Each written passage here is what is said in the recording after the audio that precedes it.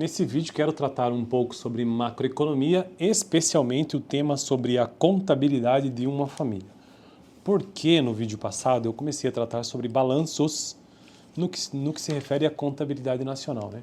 Macroeconomia, assim como microeconomia, é uma importantíssima área da economia e que se preocupa em compreender a economia como um todo. Então, por exemplo, taxa de juro, inflação, PIB, o que determina o preço na economia como um todo, gasto de consumo pessoal como um todo da economia, investimento privado bruto, produto nacional bruto, exportações, importações. Esses são temas da macroeconomia. Diferente de microeconomia, que se preocupa em compreender o mercado, a relação entre empresas, famílias e consumidores, procura compreender o que determina o preço, quais são as preferências do consumidor, quais são as restrições orçamentárias. Isso aí é microeconomia. Macroeconomia não. Macroeconomia é a coisa como um todo, ou seja, poupança, investimento, orçamento do governo, um monte de tema aí sobre macro. E aí, para entender macroeconomia, é preciso entender contabilidade, né? Porque macroeconomia só existe por conta da contabilidade nacional, que inclusive é uma disciplina muito difícil da faculdade de economia. Eu sou economista, né?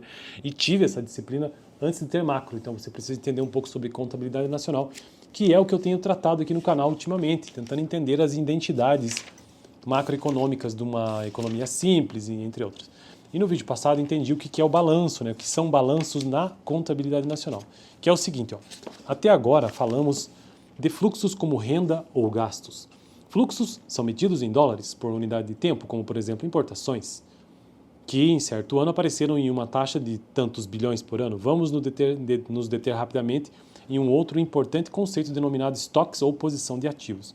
Um balanço é um demonstrativo de ativos e passivos de uma unidade econômica, como por exemplo de famílias, de empresas ou de um país. Então veja, o conceito de balanço aqui, a princípio, é o mesmo daquela contabilidade utilizada em empresas. Então um balanço patrimonial numa empresa é o conjunto de bens, direitos e obrigações. E aqui na contabilidade nacional parece que não é diferente. Então, a contabilidade de uma família.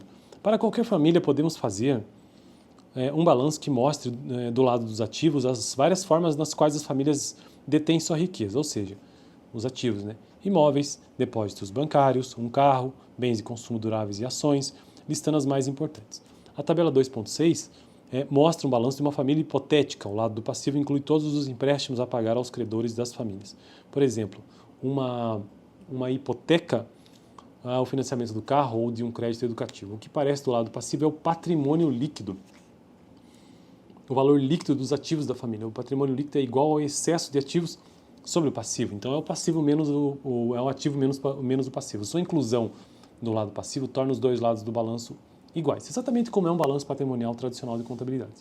A partir da definição do patrimônio líquido como item equilibrante, derivamos a identidade central do cálculo para o balanço, ou seja, ativos, identidade, ou então, entre aspas, igual passivo mais riqueza líquida. Então, o balanço hipotético de uma família é o seguinte: o ativo, do lado do ativo, bens e direitos, depósitos em bancos, bens de consumo duráveis, carros, ações e casa própria. Do lado do passivo, hipoteca, crédito educativo e patrimônio líquido. E aí o patrimônio líquido nacional, PLN, conhecido assim, fica assim, ó, patrimônio líquido nacional, aqui no caso norte-americano, ele foi trazendo quanto que esse valor variou de 1950 e em diante. E o patrimônio líquido nacional, PNB, também conhecido como PNB. Então veja que aqui é uma tabela que inclusive eu nem tratei, deixa eu ver se eu tratei, mas que tratarei nos próximos vídeos. O que é que significa isso, né? O que é que o patrimônio líquido nacional tem a ver com a contabilidade de uma família e o que tem a ver com balanço, o que tem a ver com contabilidade de modo geral. Bom, então hoje deu para entender nesse vídeo que a contabilidade tradicional ela é muito parecida com a contabilidade nacional também, principalmente no que se refere aos seus balanços, ou seja, conjunto de direitos e obrigações, bens, direitos e obrigações, o ativo e o passivo. Próximo vídeo, então, quero tratar sobre a contabilidade nacional, um conceito. Valeu!